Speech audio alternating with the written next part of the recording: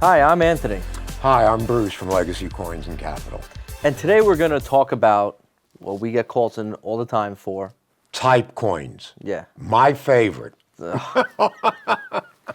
Okay, so we get calls all the time. I have books, I have folders, I have Dansko albums. and Whitman albums full of quarters, half dollars, pennies, nickels, you name it, it's there, right? Yes, absolutely. But you know what? People are intimidated to come in with that as well because they think they're going to ask a stupid question. There are no stupid questions. There are only stupid answers, to be very frank with you. So this is the easiest way to break this down. If you have folders of Washington quarters, folders of Barber half dollars, Liberty nickels, Indian head cents, wheat cents, right? We're going to break it down for you so easy so that when you come in, it's going to be super efficient. Okay, I like that. So we may not get coffee cans in the future filled with. Right. Okay. I'm going to start off with one coin that I can't stand. Go ahead. Okay, the wheat penny, because everybody always calls and says, I have tons of wheat pennies, right?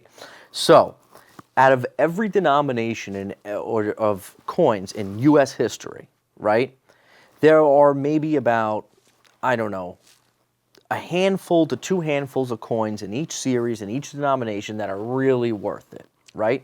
Correct. As I said in other segments that we've done, it's just then the intrinsic value. Correct. Right? So, the wheat penny, right? You have, first of all, we don't even buy wheat pennies anymore because the labor of how labor intensive it is after we purchase thousands and thousands of them. But there are actually some dates in there that you should look out for and let us know if you have it. One being the 1909S VDB. That's right. Okay? Victor Brenner. Yes, Victor David Brenner. David. Then you have the 1909S, right? You have the 31S, right? You have the 1955 double die, yep. Right? The 14D, Correct. The 22 no D, Correct. Right? These are just some of the dates, right? And right there's only about 5 or 6 coins that I named off. So Anthony, sometimes people come in and they say, I went on eBay, they're worth thousands of dollars. No. Those are just people that are just trying to, a pig in a poke, trying to get something out of it, right? Okay. Now you go to the Indian head pennies, right? Indian head pennies, 1877, right? Most of any of the Civil War dates and the first year of issue for the Indian head pennies, which is the 1859, right? And any of the Civil War dates are worth a little bit more. When you get into than just a regular Indian head penny.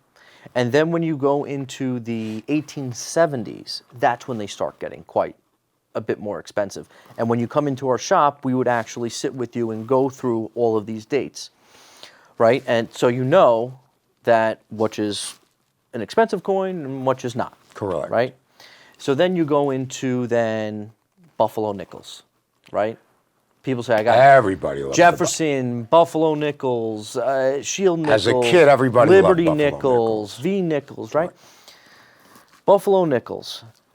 Unless you have, I mean, yes, there are dates in there, like I say, in every series, there's certain dates in there, but really the ones to look out for is the 1916 double die versus the 37D three-legged Buffalo, right?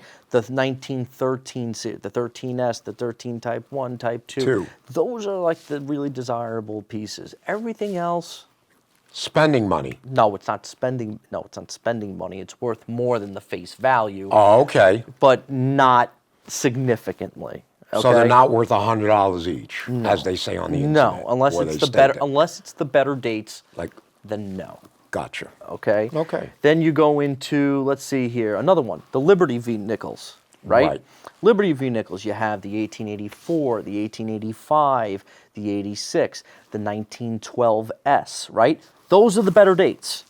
Everything else, is it worth more than the face value of 5 cents? Of course, but not significantly more. Don't think if you went, Right, you went online and you saw it. No. Okay. Then what else we got here? We got the Liberty nickels, standing Liberty quarters, right? Standing Liberty quarters is another great example because a lot of people say they have books of standing Liberty quarters. And when they have books, they never have the key dates. No, never. So that's where the money is. And that's actually a really good point, because before you come in, right, open up the album. The Dansko album, the Whitman album. Right, the blue album, the Right. brown album. And if you see a missing circle there, that probably means that that's an important coin, That's correct. and you don't have it. That's correct. Right? I think that kind of wraps up everything I need to know about this, and I think Yeah. our audience as well. And Yeah. we enjoy talking to you. So remember, like I said, there's a few dates in each series of the type coins, right? Of everything that's in those albums and folders. Do yourself a favor, open up the folders, see if there's any missing holes, right? And if there are missing holes, those are probably most likely the key dates in that series, Right. okay? And that means that everything else is probably not worth much more than the face value. Right. But by all means, come on in, let us take a look at it. No question is a stupid question, Right. especially when you don't know what you have. Don't feel intimidated. Come on in and let's check it out. And we're here to help. Yeah.